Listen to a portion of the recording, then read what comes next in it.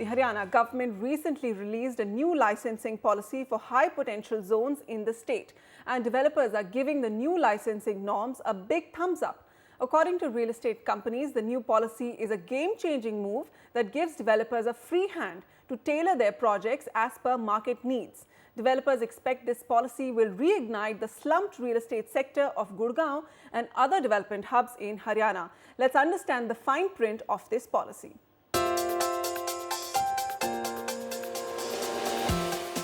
Just when we thought real estate in Gurgaon was saturated, Haryana's town planners deliver a masterstroke.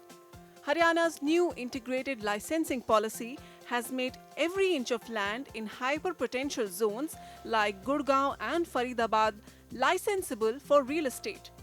Every land parcel now has a transferable development right attached to it, and they have scrapped the distinction between plotted and group housing projects.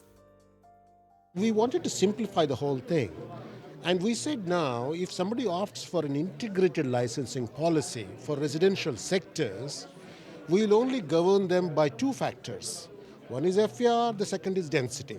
They are free to go in for a project which is market driven, which meets the requirements of the local population. Developers are applauding the new licensing policy as progressive.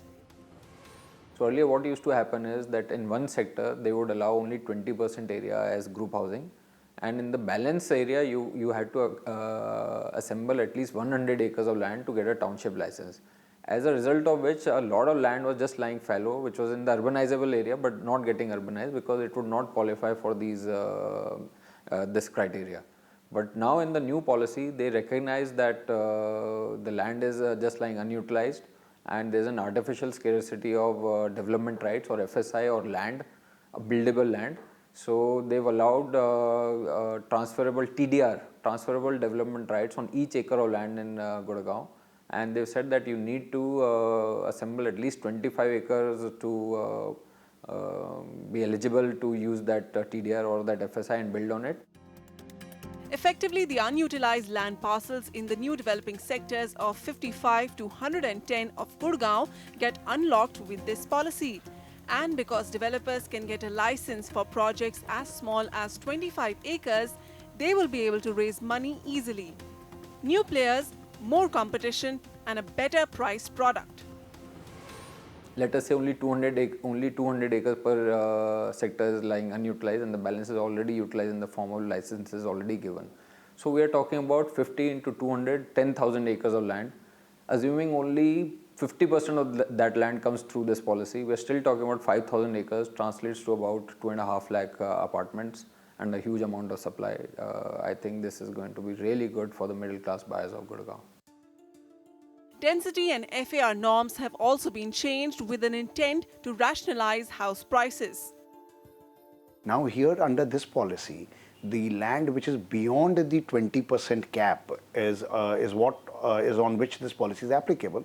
So over there it's one FAR with a 250 persons per acre density, which essentially would mean that a developer would be able to do a 1200 square foot average apartments, which tremendously, suddenly brings the ticket size within the reach of a buyer. The TDR offering in Haryana's new integrated licensing policy also tackles the issue of unfair compensation for land acquired from farmers and the subsequent litigation that stalls roads. Farmers can obtain TDR certificates which contain an entitlement of FAR, and they can trade it with a colonizer or the government for a fair market price. Developers argue that the Haryana integrated licensing policy will in fact eclipse Delhi's land pooling policy, which is still locked in politics and years away from implementation. With Oinidam Ojha and camera person Sumi Deogam, Vasudha Sharma, NDTV.